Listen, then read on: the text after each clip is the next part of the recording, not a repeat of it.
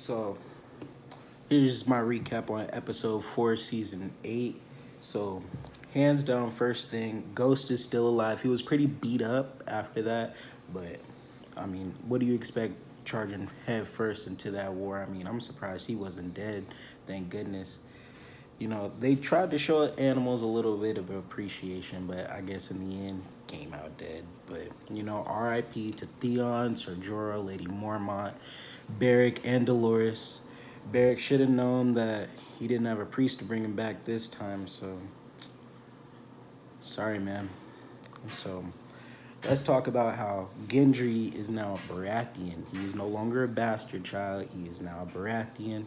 But that heartbreaking moment where he had to speak to Arya, say, "I want you to be my lady."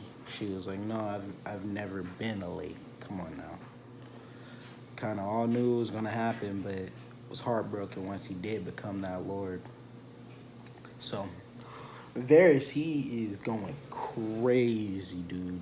Trying to treason against Daenerys. Come on now, like burned alive. Do you want to be burned alive? I mean, I get it that you're for the people and everything, but you gotta start showing a little bit of like selfishness on your own well-being. So Braun coming in blew my mind. I kind of didn't expect him to actually just charge into there and be so assertive with both Tyrion and Jamie. He was like, no, no, no, no, no, no, no, no, no.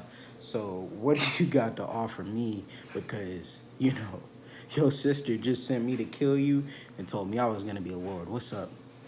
So, I mean, he got a piece of both cakes and dipped out. He's not trying to fight nobody else's war. He's just trying to live life, see his family prosper.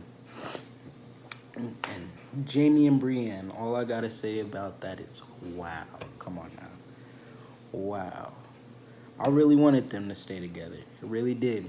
But you know how times be right after war, so emotional, so much adrenaline. Both of them are knights. And I mean, unfortunately, had to go running back to Cersei.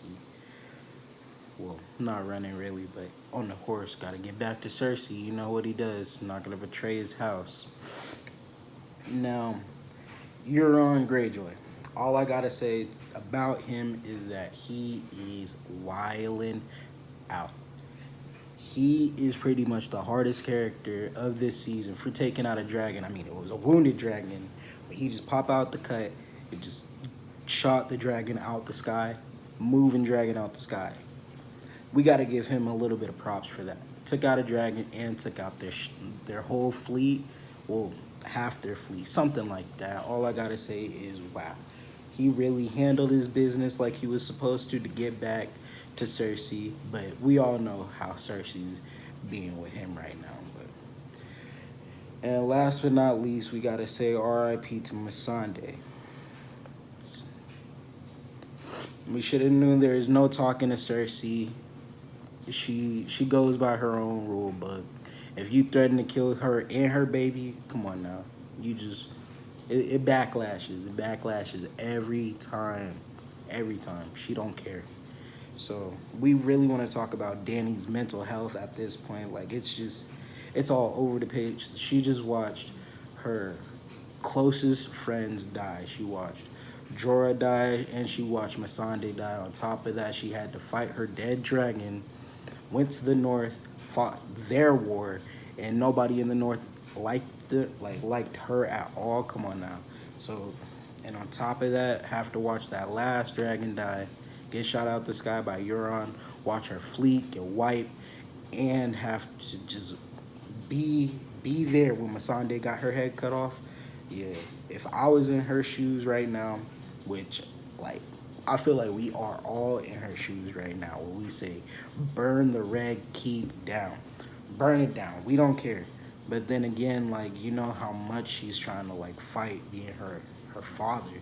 But I feel like all the choices that Cersei is giving her right now is just making her just more ruthless than her father. But all I gotta say is I hope Tyrion or Jon somehow somehow is able to connect with her. But you know how Dany is. Even when she talked to Jon today, she tried to get him to say that he wasn't a Targaryen. Come on. So she's already controlling of Jon. And then Tyrion's made too many wrong decisions when it's come to Cersei. She's not going to trust anybody besides Grey Worm. And Grey Worm right now is in the same shoes she is in because he just watched his wife get killed by Cersei. Hands down, let's get rid of Cersei. I hope she dies next episode. If not, then emotions are going to be everywhere. I can already tell you everybody's emotions is everywhere after this one. Why were we more excited on this episode than we was during the war? I don't know, but the politics being talked were phenomenal. I give this episode 5 stars.